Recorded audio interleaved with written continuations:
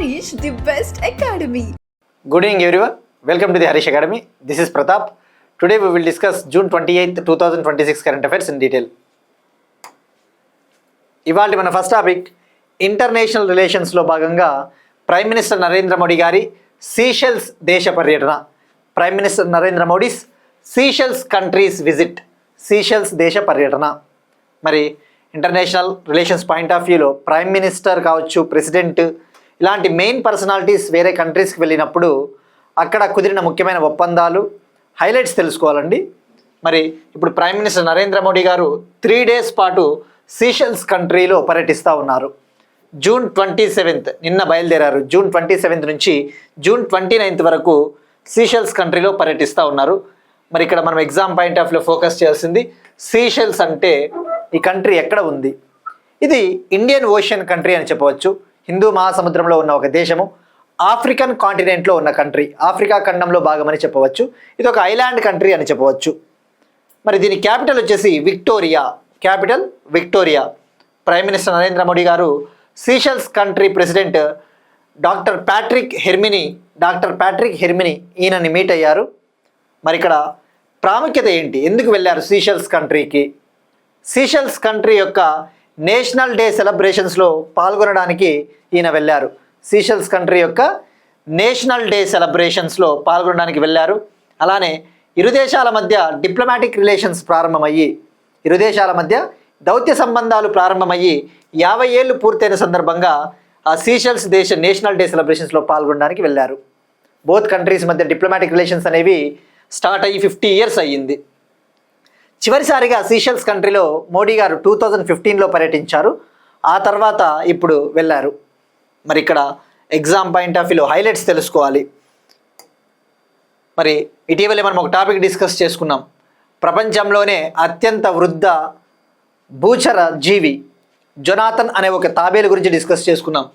ఆ తాబేలు సీషెల్స్ కంట్రీకి చెందిన తాబేలు. సీషెల్స్ కంట్రీలోని సెయింట్ హెలినా అనే ఒక ఐలాండ్లో ఉంటుంది అని చెప్పేసి కూడా తెలుసుకున్నాం.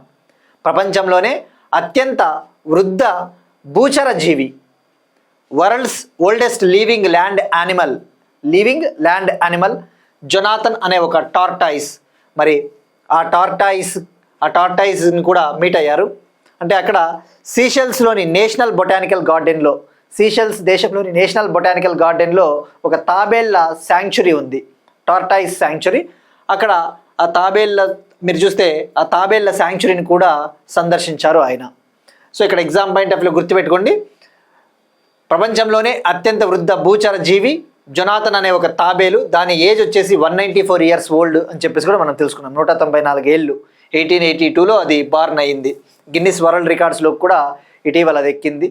సో మరి ఇక్కడ మెయిన్గా మనం ఫోకస్ చేయాల్సింది ఒక తాబేలు జాతి ఉంటుంది, ఆల్డాబ్రా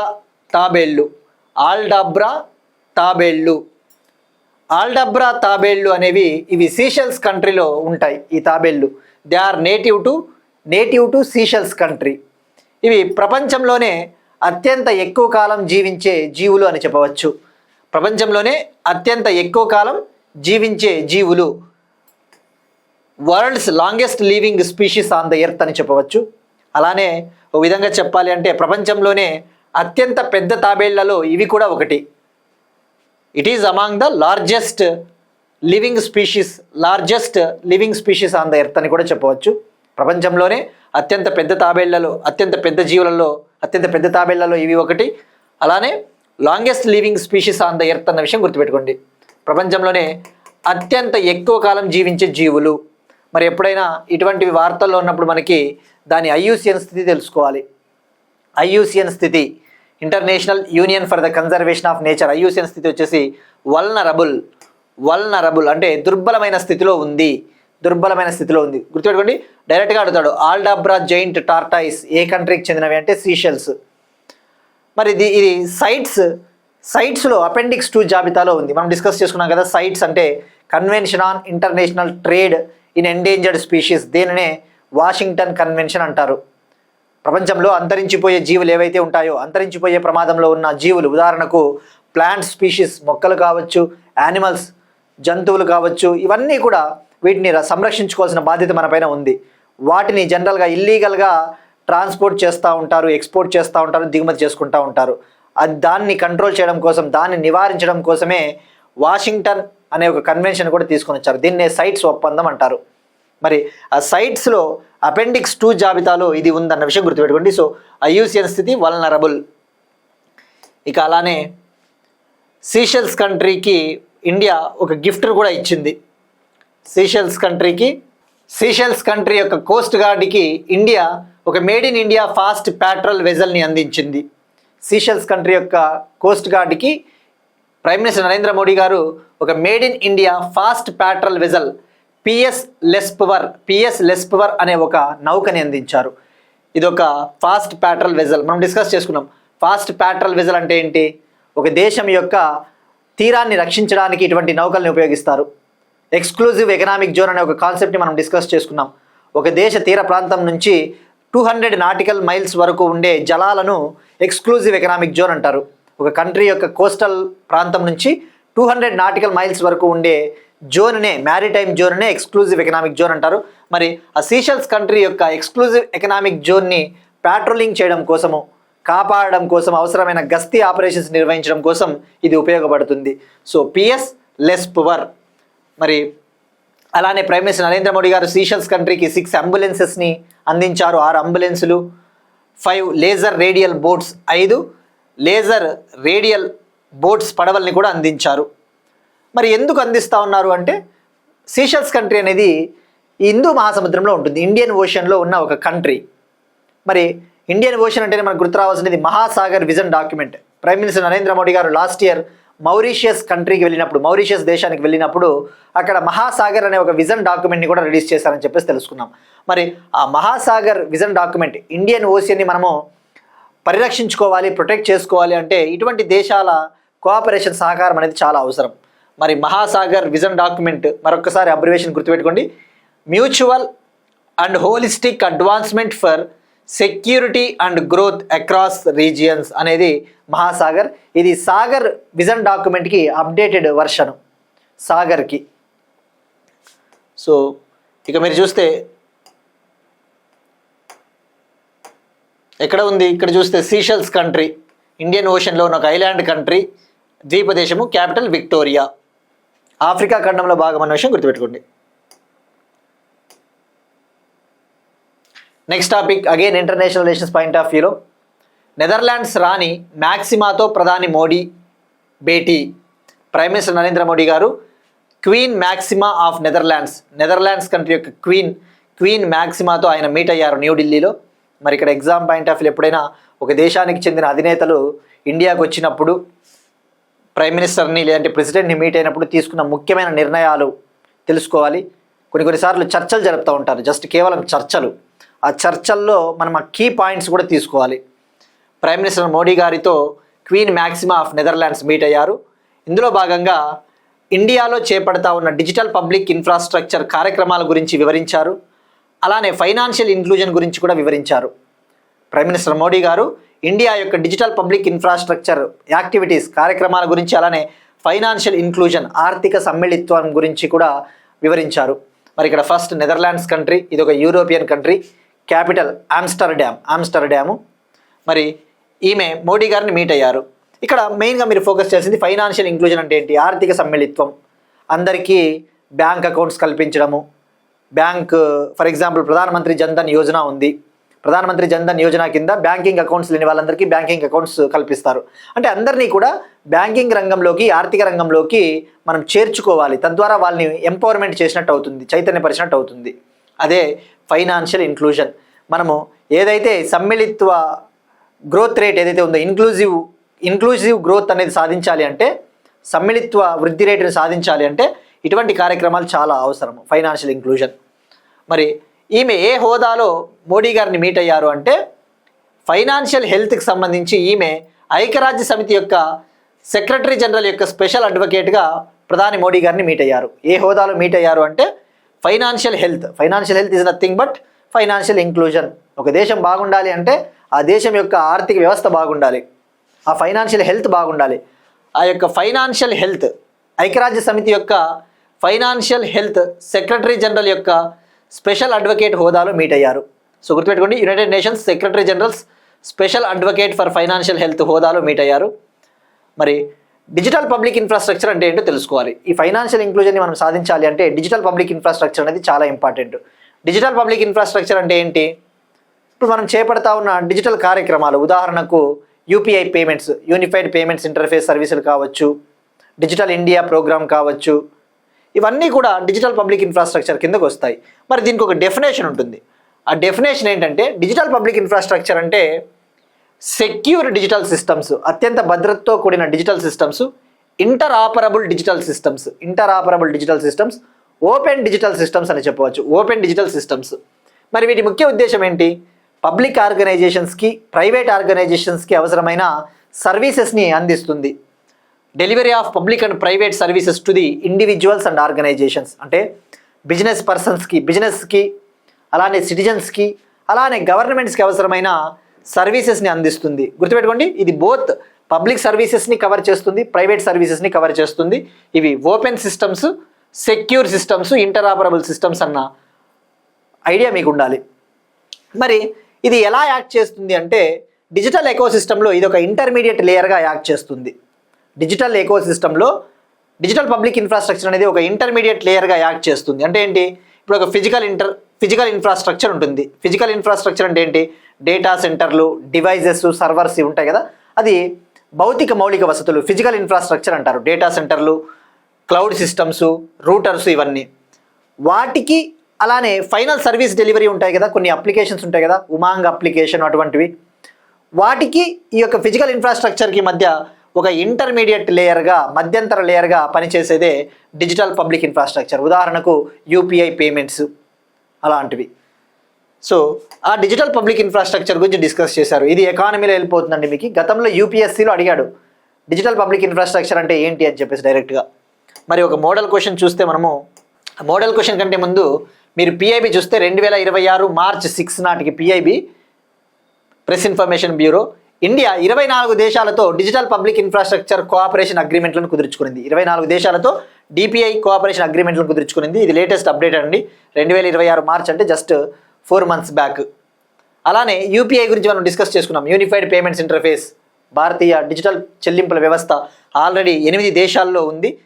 ఇటీవల ఇంకో కంట్రీ కూడా మనం డిస్కస్ చేసుకున్నాం, కంబోడియా. ఓవరాల్గా ఇప్పుడు యూపీఐ సేవలు 9 దేశాల్లో అందుతూ ఉన్నాయన్న విషయం గుర్తుపెట్టుకోండి. భారతీయ యూపీఐ సేవలు 9వ కంట్రీ ఏది అంటే కంబోడియా. సో ఇది కొన్ని అప్డేట్స్ అండి ఇట్లాంటివి. ఇక మనకి మెయిన్గా గుర్తు రావాల్సింది డిజిటల్ పబ్లిక్ ఇన్ఫ్రాస్ట్రక్చర్ అంటే గుర్తు రావాల్సింది Pradhan Mantri Jan Dhan Yojana, JAM trinity. JAM trinity అంటే ఏంటి? Jan Dhan, Aadhaar, mobile. Aadhaar link up mobiles ద్వారా జన్ధన్ అకౌంట్ల యాక్టివిటీ, పిఎం జన్ధన్ యోజన. మరి పిఎం జన్ధన్ యోజన మార్చ్ 2026 నాటికి పిఎం జన్ధన్ యోజన కింద 57.71 crore బ్యాంక్ అకౌంట్స్ని ఓపెన్ చేశారు. 57.71 కోట్ల బ్యాంక్ అకౌంట్స్ని ఓపెన్ చేశారన్న విషయం గుర్తుపెట్టుకోండి. ఇది మీకు ఎకానమీలో హెల్ప్ అవుతుందండి. ఒక క్వశ్చన్ చూస్తే డిజిటల్ పబ్లిక్ ఇన్ఫ్రాస్ట్రక్చర్కి సంబంధించి ఈ స్టేట్మెంట్లలో ఏవి నిజం అన్నాడు. ఒక స్టేట్మెంట్ వచ్చేసి డిజిటల్ పబ్లిక్ ఇన్ఫ్రాస్ట్రక్చర్ అంటే ఇంటర్ఆపరబుల్ డిజిటల్ సిస్టమ్స్, అవి గవర్నమెంట్కి, ప్రైవేటు ఆర్గనైజేషన్స్కి అవసరమైన పబ్లిక్ సర్వీసెస్ అందిస్తుంది అన్నాడు. ఈ స్టేట్మెంట్ కరెక్ట్. ఇక సెకండ్ స్టేట్మెంట్ వచ్చేసి డిజిటల్ పబ్లిక్ ఇన్ఫ్రాస్ట్రక్చర్లో డిజిటల్ ఐడెంటిటీ లేయర్ ఉంటుంది, డిజిటల్ పేమెంట్ లేయర్ ఉంటుంది, డిజిటల్ డేటా ఎక్స్చేంజ్ లేయర్ ఉంటుంది అన్నాడు. డిపిఐకి ఒక ఆర్కిటెక్చర్ ఉంటుంది. ఆ ఆర్కిటెక్చర్లో డిజిటల్ ఐడెంటిటీ లేయర్ ఉంటుంది, డిజిటల్ పేమెంట్స్ లేయర్ ఉంటుంది, డిజిటల్ డేటా ఎక్స్చేంజ్ లేయర్ ఉంటుంది అన్నాడు. ఈ స్టేట్మెంట్ కరెక్టే. ఇక మూడవ స్టేట్మెంట్ వచ్చేసి ఏమన్నాడంటే ఒక దేశంలో ఉన్న అన్ని డిజిటల్ ప్లాట్ఫామ్స్ ఆటోమేటిక్గా డిజిటల్ పబ్లిక్ ఇన్ఫ్రాస్ట్రక్చర్గా పరిగణించబడతాయి అన్నాడు. ఒక కంట్రీ డిప్లాయ్ చేస్తుంది కదా, యూస్ చేస్తుంది కదా డిజిటల్ ప్లాట్ఫామ్స్ని, అన్ని డిజిటల్ ప్లాట్ఫామ్స్ కూడా ఆటోమేటిక్గా డిజిటల్ పబ్లిక్ ఇన్ఫ్రాస్ట్రక్చర్గా పరిగణించబడతాయి, వాటిని డిపిఐగా కన్సిడర్ చేస్తారు అని చెప్పాడు. బట్ థర్డ్ స్టేట్మెంట్ రాంగ్ అండి. ఏదైనా ఒక డిజిటల్ ప్లాట్ఫామ్ని అభివృద్ధి చేస్తే అది డిపిఐగా దాన్ని కన్సిడర్ చేయాలి, డిపిఐగా పరిగణించాలి అంటే ఆ డిపిఐకి సంబంధించిన ఆర్కిటెక్చర్ని ఆ డిజిటల్ ప్లాట్ఫామ్ ఫాలో అవ్వాలి. ఆ డిపిఐకి సంబంధించిన ప్రోటోకాల్స్ని అది ఫాలో అయితేనే అది డిపిఐగా పరిగణించబడుతుంది. So third statement wrong. ఇట్లా ఉంటాయండి మోడల్ క్వశ్చన్స్.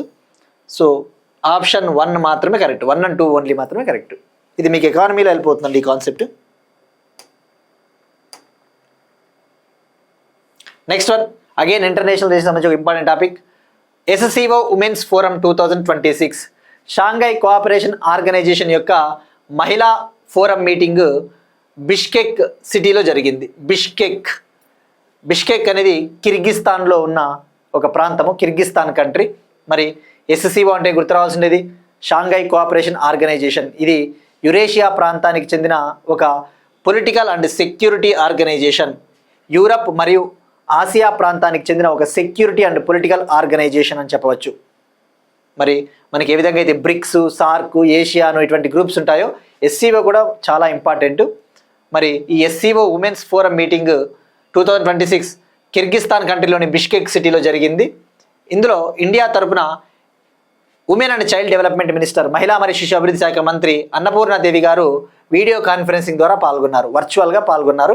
మరి ఆమె మాట్లాడుతూ ఇండియాలో మహిళల భద్రత కోసం చాలా కార్యక్రమాలు చేపట్టామని చెప్పారు. ఇండియాలో ఇప్పటికే 9 మిలియన్స్కి పైగా సెల్ఫ్ హెల్ప్ గ్రూప్స్ ఉన్నాయి, 9 మిలియన్కి పైగా స్వయం సహాయక సంఘాలు ఉన్నాయి. అందులో 100 మిలియన్ ఉమెన్ అనేవాళ్ళు సభ్యులుగా ఉన్నారు. 9 మిలియన్కి పైగా సెల్ఫ్ హెల్ప్ గ్రూపులు ఉన్నాయి, అందులో 100 మిలియన్ ఉమెన్ సభ్యులుగా ఉన్నారు, పార్టిసిపెంట్స్గా ఉన్నారని చెప్పడం జరిగింది. అలానే 30 మిలియన్కు పైగా మహిళల్ని లఖ్పతి దీదీలుగా మేము తీర్చిదిద్దామని ఆమె చెప్పారు. ఇక అలానే మహిళల భద్రత కోసం కావచ్చు, మహిళల పౌష్టికాహారం కోసం కావచ్చు, మిషన్ శక్తి, మిషన్ పోషణ్ 2.0 లాంటి స్కీమ్లను అమలు చేస్తూ ఉన్నామని ఆమె చెప్పారు. ఇక్కడ SCO గురించి తెలుసుకోవాలండి. SCO అనేది ఎప్పుడు ఏర్పాటైంది? ఇది 2001లో ఏర్పాటైంది. ఇందులో మెంబర్ కంట్రీస్ 10 కంట్రీస్ ఉంటాయి, 10 దేశాలు. ఇందులో ఇండియా కూడా మెంబర్ కంట్రీ అన్న విషయం గుర్తుపెట్టుకోండి. షాంఘై కోఆపరేషన్ ఆర్గనైజేషన్ ఎక్కడ ఏర్పాటైందంటే చైనాలోని షాంఘైలో ఏర్పాటైంది. కానీ దీని హెడ్ క్వార్టర్స్ బీజింగ్, చైనా. దీని ప్రధాన కార్యాలయం మాత్రం బీజింగ్, చైనాలో. కానీ ఎక్కడ ఏర్పాటైంది అంటే మాత్రం షాంఘై, చైనాలో ఏర్పాటైంది. అందుకే దీన్ని షాంఘై కోఆపరేషన్ ఆర్గనైజేషన్ అంటారు. మరి ఇది ఏర్పాటైనప్పుడు యాక్చువల్లీ ఇందులో ఫౌండింగ్ కంట్రీస్ 5, వ్యవస్థాపక దేశాలు 5 ఉన్నాయి. షాంఘై 5గా ఇది ఏర్పాటైంది. ఫస్ట్ తొలుత ఇది షాంఘై 5గా ఏర్పాటైంది. 1996లో షాంఘై 5గా ఇది ఏర్పాటైంది. ఆ షాంఘై 5లో ఫౌండర్ కంట్రీస్ వచ్చేసి China, Russia, Kazakhstan, Kyrgyzstan, Tajikistan. 2001లో ఉజ్బెకిస్తాన్ జాయిన్ అయింది. 2001లో ఉజ్బెకిస్తాన్ జాయిన్ అయింది. తద్వారా అది షాంఘై కోఆపరేషన్ ఆర్గనైజేషన్గా 2001లో ఏర్పాటైంది. మరి 6 దేశాలు అయిపోయినాయి. ఇంకా 4 దేశాలు వచ్చేసి 2017లో జరిగిన SCO సమ్మిట్లో ఇండియా, పాకిస్తాన్ జాయిన్ అయ్యాయి. 2023లో ఇరాన్ జాయిన్ అయింది. 2024లో బెలారస్ కంట్రీ జాయిన్ అయింది. సో ఓవరాల్గా 10 దేశాలు అన్న విషయం గుర్తుపెట్టుకోండి. సో ఓవరాల్గా 10 దేశాలు. మరి లాస్ట్ ఇయర్ SCO సమ్మిట్ ఎక్కడ జరిగింది? 2025లో 25వ SCO సమ్మిట్ చైనాలోని తియాన్జిన్ సిటీలో జరిగింది. చైనాలోని తియాన్జిన్. అక్కడ తియాన్జిన్ డిక్లరేషన్ అనే ఒక డిక్లరేషన్ని కూడా తీసుకొని వచ్చారు. సో గుర్తుపెట్టుకోండి, SCO head quarters Beijing, China. Next one, మొట్టమొదటి రాష్ట్రీయ గ్రామీణ వికాస్ సమ్మేళనం. ఇది ఒక సదస్సు అండి. రూరల్ డెవలప్మెంట్ మినిస్ట్రీకి సంబంధించిన ఒక summit. First ever national rural development conference 2026 ఇవాళ న్యూఢిల్లీలో ప్రారంభమైంది. జూన్ 28 నుంచి జూన్ 29 వరకు న్యూఢిల్లీలో జరుగుతుంది. దీనికి union agricultural minister and rural development minister Shivraj Singh Chouhan గారు నాయకత్వం వహిస్తూ ఉన్నారు. చీఫ్ గెస్ట్గా వ్యవసాయ శాఖ మంత్రి అలానే గ్రామీణాభివృద్ధి శాఖ మంత్రి అయిన శివరాజ్ సింగ్ చౌహాన్ గారు దీనికి అధ్యక్షత వహిస్తూ ఉన్నారు. మరి ఇక్కడ ఎగ్జామ్ పాయింట్ ఆఫ్ వ్యూ మనం తెలుసుకోవాల్సింది, తొలిసారిగా ఈ సమ్మిట్ని నిర్వహిస్తూ ఉన్నారు. మొట్టమొదటి రాష్ట్రీయ గ్రామీణ వికాస్ సమ్మేళనము. మరి థీమ్ వచ్చేసి వికసిత్ గ్రామ్ వికసిత్ భారత్. వికసిత్ భారత్. మరి దీని ముఖ్య ఉద్దేశం ఏంటి? రూరల్ డెవలప్మెంట్ మినిస్ట్రీకి సంబంధించిన ఇంపార్టెంట్ స్కీమ్స్ ఏవైతే ఉంటాయో ఆ స్కీమ్స్ యొక్క పనితీరు ఎలా ఉందో రివ్యూ చేయడం కోసం, సమీక్షించడం కోసం ఈ సమ్మిట్ని నిర్వహిస్తూ ఉన్నారు తొలిసారిగా. ఇందులో భాగంగా అన్ని రాష్ట్రాలు, యూటీలకు చెందిన రూరల్ డెవలప్మెంట్ మినిస్టర్స్ పాల్గొంటూ ఉన్నారు, గ్రామీణాభివృద్ధి శాఖ మంత్రులు పాల్గొంటూ ఉన్నారు. మరి రూరల్ డెవలప్మెంట్ మినిస్ట్రీ అంటేనే మనకు గుర్తు రావాల్సినది కొన్ని ముఖ్యమైన పథకాలు. ఉదాహరణకు Deen Dayal Antyodaya Yojana, national rural livelihood mission, DAY, NRLM, right. అలానే ప్రధానమంత్రి గ్రామీణ సడక్ యోజన, రోడ్లు, రూరల్ ప్రాంతాల్లో రోడ్లు వేయడానికి ప్రధానమంత్రి గ్రామీణ సడక్ యోజన, రూరల్ ఏరియాస్లో ఇండ్లను నిర్మించడానికి Pradhan Mantri Awas Yojana Gramin, national social assistance programme NSAP, national social assistance programme NSAP, ఇలాంటివి గుర్తు రావాలి. మినిస్ట్రీ ఆఫ్ రూరల్ డెవలప్మెంట్ అంటే ఇవన్నీ కూడా ఎకానమీలో వెళ్ళిపోతాయండి మీకు ఇటువంటివి స్కీమ్స్. మనం సందర్భం వచ్చినప్పుడు ఇలాంటి స్కీమ్స్ చాలాసార్లు డిస్కస్ చేసుకున్నాం. డిఏవై, ఎన్ఆర్ఎల్ఎం గురించి ఎవరైతే కరెంట్ అఫైర్స్ కన్సిస్టెంట్గా ఫాలో అవుతూ ఉంటారో ఇటువంటి స్కీమ్స్ అన్నీ కూడా మనం గతంలో తెలుసుకున్నాం. ఉదాహరణకు డిఏవై, ఎన్ఆర్ఎల్ఎం కావచ్చు, ప్రధానమంత్రి ఆవాస్ యోజన, గ్రామీణ, అటువంటివి. నెక్స్ట్ వన్, కేంద్ర ఆరోగ్య శాఖ ఒక ఇంపార్టెంట్ కార్యక్రమాన్ని లాంచ్ చేసింది. ఈ సుశ్రుత్ అట్ క్లినిక్. ఈ Sushrut at clinic hospital management information సిస్టమ్ను లాంచ్ చేసిన కేంద్ర ఆరోగ్య శాఖ. ఈ సుశ్రుత్ అట్ క్లినిక్ అనే ఒక డిజిటల్ హెల్త్ ఇన్ఫర్మేషన్ మేనేజ్మెంట్ సిస్టమ్ని ministry of health and family welfare launch చేసిందండి. మరి పేర్లోనే ఉంది, ఇదొక digital health information management system, digital hospital management information system. అంటే పేషెంట్స్ యొక్క హెల్త్ రికార్డ్స్ని డిజిటల్గా స్టోర్ చేయడము. జనరల్గా మనం చూస్తూ ఉంటాం చిన్న చిన్న క్లినిక్లలో మాన్యువల్గా ప్రాసెస్ చేపడతా ఉంటారు, డిజిటల్ సిస్టమ్స్ తక్కువగా యూస్ చేస్తూ ఉంటారు. సో ఈ చిన్న చిన్న క్లినిక్స్ కోసం దీన్ని కేంద్ర ఆరోగ్య శాఖ లాంచ్ చేసింది. మరి దీని ముఖ్య ఉద్దేశం ఏంటి అంటే చిన్న చిన్న ప్రైమరీ హెల్త్ కేర్ సెంటర్స్ కావచ్చు, స్మాల్ అవుట్ పేషెంట్ క్లినిక్స్, చిన్న చిన్న ప్రైవేట్ క్లినిక్స్లలో డిజిటల్ సిస్టమ్స్ని ప్రవేశపెట్టాలి. అంటే పేషెంట్స్ హెల్త్ రికార్డ్స్ని డిజిటలైజ్ చేయాలి, పేషెంట్స్కి ఎఫిషియెంట్ సర్వీసెస్, సమర్థవంతమైన సర్వీసెస్ అందించడానికి ఇది లాంచ్ చేసింది కేంద్ర ఆరోగ్య శాఖ. సో గుర్తుపెట్టుకోండి, దీని కింద ఎవరు ఎలిజిబుల్ అంటే ఎవరు దీన్ని యూజ్ చేసుకోవచ్చు అంటే ప్రైమరీ హెల్త్ కేర్ సెంటర్స్ కావచ్చు, sub centres, small and medium sized private clinics, అటువంటి క్లినిక్స్ వీటిని ఉపయోగించుకోవచ్చు. మరి ఇందులో భాగంగా ఏం చేస్తారు? పేషెంట్స్ని రిజిస్ట్రేషన్ చేసుకోవడం కోసము, బిల్లింగు, ఆ యొక్క బిల్లులు ఇవ్వడం కోసము, క్లినిక్స్ని మేనేజ్ చేయడం కోసం అంతా కూడా డిజిటల్ వ్యవస్థల్ని ఉపయోగిస్తారు. దీన్ని డెవలప్ చేసింది C-DAC, centre for the development of advanced computing. C-DAC సంస్థ, ఇది పూణే, మహారాష్ట్రలో ఉంటుంది. ఇండియాలో సూపర్ కంప్యూటర్స్ని డెవలప్ చేసే బాధ్యత కూడా ఈ సీడాక్ సంస్థే తీసుకుంటుంది. హెడ్ క్వార్టర్స్ పూణే అన్న విషయం గుర్తుపెట్టుకోండి. మరి ఇప్పటికే ఈ యొక్క డిజిటల్ హాస్పిటల్ మేనేజ్మెంట్ ఇన్ఫర్మేషన్ సిస్టంలో సుమారుగా 800కు పైగా క్లినిక్లు అనేవి దీన్ని అడాప్ట్ చేసుకున్నాయి. 800కి పైగా హెల్త్ ఫెసిలిటీస్ ఇందులో చేరాయి. సో ఇది క్లౌడ్ బేస్డ్ అని చెప్పవచ్చు. ఈ క్లౌడ్ బేస్డ్ కాబట్టి ఏ డివైస్ నుంచి అన్నా కూడా ఈ యొక్క డిజిటల్ సర్వీసెస్ని పొందవచ్చు పేషెంట్స్. సో ఈ Sushrut at clinic, for example ఉదాహరణకు ఆంధ్రప్రదేశ్ ప్రభుత్వం సంజీవని ప్రాజెక్ట్ని చేపడతా ఉంది. సంజీవని ప్రాజెక్ట్ ఏంటి? ఇది డిజిటల్ హెల్త్ రికార్డ్ సిస్టమ్. ఆంధ్రప్రదేశ్లో ఉన్న సిటిజన్స్ ఎవరైతే ఉంటారో వాళ్ళ యొక్క హెల్త్ రికార్డ్స్ని డిజిటలైజ్ చేసే ప్రాజెక్ట్, అలాంటివే అని చెప్పవచ్చు ఈ Sushrut at clinic. Next one, go east పాలసీని లాంచ్ చేసిన ఒడిషా ప్రభుత్వము ఇండస్ట్రియల్ గ్రోత్ని యాక్సలరేట్ చేయడం కోసము, ఇన్వెస్ట్మెంట్స్ని అట్రాక్ట్ చేయడం కోసం గో ఈస్ట్ అనే ఒక పాలసీని లాంచ్ చేసింది.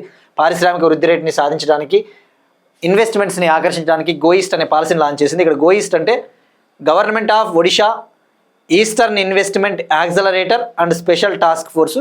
దీని ముఖ్య ఉద్దేశము eastern states, north eastern India నుంచి పెట్టుబడిని ఆకర్షించడమే దీని ముఖ్య ఉద్దేశము.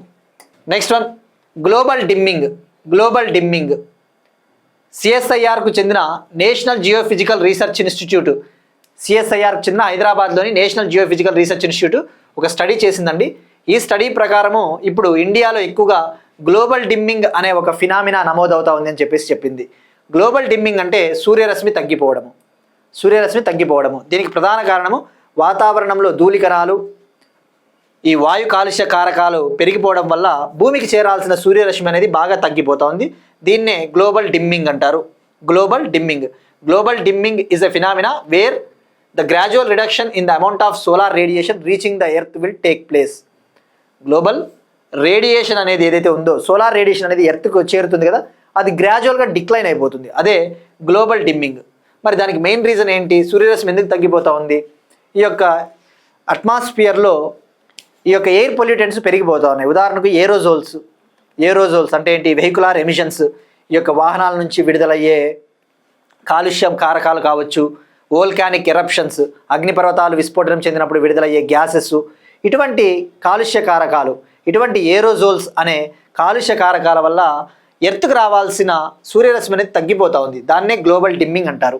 మరి ఆ గ్లోబల్ డిమ్మింగ్ అనే ఫినామినా ఇప్పుడు ఎక్కువగా ఇండియన్ సిటీస్లో నమోదవుతా ఉందని చెప్పేసి సిఎస్ఐఆర్కు చెందిన council for scientific and industrial రీసెర్చ్కు చెందిన హైదరాబాద్లోని national geophysical research institute study చేసి చెప్పింది. మరి ఇక్కడ ఎన్ని సిటీస్లో డేటాను కలెక్ట్ చేసిందంటే 12 సిటీస్. నేషనల్ జియోఫిజికల్ రీసెర్చ్ ఇన్స్టిట్యూట్ని జాతీయ భూభౌతిక పరిశోధన సంస్థ అంటారు తెలుగులో. 20 ఇయర్స్ నుంచి డేటాను కలెక్ట్ చేసింది. 2000 నుంచి 2020 వరకు సేకరించిన 20 ఏళ్ల డేటా ఆధారంగా ఈ యొక్క సంస్థ ఈ స్టడీ చేసింది.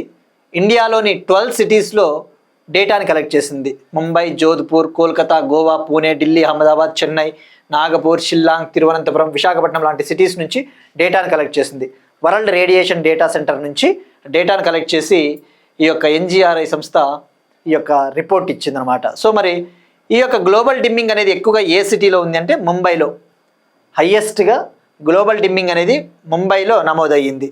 దీనికి మెయిన్ రీజన్ ఏంటంటే ఎయిర్ పొల్యూషన్, ఏరోజోల్స్ మెయిన్ రీజన్. ఏరోజోల్స్ అనేవి జనరల్గా ఎలా ఉంటాయంటే tiny solid and liquid particles అని చెప్పవచ్చు. వాతావరణంలో చాలా చిన్నగా ఉండే సాలిడ్ లేదా లిక్విడ్ పార్టికల్సే ఏరోజోల్స్ అంటారు. ఏరోజోల్స్కి కారణాలు ఏంటి అంటే 2 రకాల సోర్సెస్ ఉంటాయి. జనరల్గా వెహికులర్ ఎమిషన్స్, ఈ యొక్క వాహనాల నుంచి విడుదలవుతాయి కదా. అలానే వోల్కానిక్ ఎరప్షన్స్, అగ్నిపర్వత విస్ఫోటనాలు, ఇలాంటి కారణాల వల్ల ఏరోజోల్స్ అనేవి మనకి అట్మాస్ఫియర్లో ఉంటాయి. అవి చాలా డేంజర్. మీరు ఎన్విరాన్మెంట్లో చదువుతారండి ఇవన్నీ. ఇక next one, appointments. Open AI భారతీయ విభాగం ఎండీగా Prabhjeet Singh. Open AI company, అమెరికాకు చెందిన artificial intelligence company open AI company ఇండియాలో తన బ్రాంచ్కి ఎండీగా ప్రభ్జీత్ సింగ్ గారిని అపాయింట్ చేసింది. సో దీన్ని బట్టి అర్థం చేసుకోవచ్చు, ఓపెన్ ఏఐ కంపెనీ ఇండియాలో కూడా తన ఆపరేషన్స్ని ఎక్స్పాండ్ చేస్తూ ఉంది. ఇండియాలో కూడా తన కార్యకలాపాలను విస్తరిస్తూ ఉంది. మరి ప్రభ్జీత్ సింగ్ ఎవరు అంటే ఈయన ఉబేర్ ఇండియాకి మాజీ హెడ్. ఉబేర్ ఉంది కదా మనకి ట్రావెల్ ప్లాట్ఫామ్. ఉబేర్ అనేది ఇది స్విగ్గీ, జొమాటో లాంటిది. వేలండి, ఓలా, ఉబేర్ అనేది ట్రావెల్ కదా. ఉబేర్ ఇండియాకి గతంలో ఎండీగా పనిచేశారు. ఆయన్ని తీసుకొని వచ్చి ఇప్పుడు ఓపెన్ ఏఐ కంపెనీ తన భారతీయ విభాగానికి ఎండీగా నియమించింది. మరి ఓపెన్ ఏఐ అంటేనే గుర్తురావాల్సినది చాట్ జీపీటీ. మనకి ఏ విధంగా అయితే గూగుల్ జెమినీ మోడల్ ఎట్లా ఉందో open AI company chat GPT. మరి ఓపెన్ ఏఐ కంపెనీ ఎప్పుడు ఏర్పాటైందంటే 2015 డిసెంబర్లో ఏర్పాటైంది. దీన్ని 11 మెంబర్స్ కలిసి ఏర్పాటు చేశారు. Main open AI company founder అంటేనే గుర్తురావాల్సినది శామ్ ఆల్ట్మన్. ఇక నిన్నటి క్వశ్చన్కి సమాధానం అండి. ఇవాటి క్వశ్చన్, ఎబోలా వ్యాధి స్క్రీనింగ్ కోసం ఇటీవల సివిల్ ఏవియేషన్ మినిస్ట్రీ లాంచ్ చేసిన పోర్టల్ పేరేంటి? ట్రై చేయండి.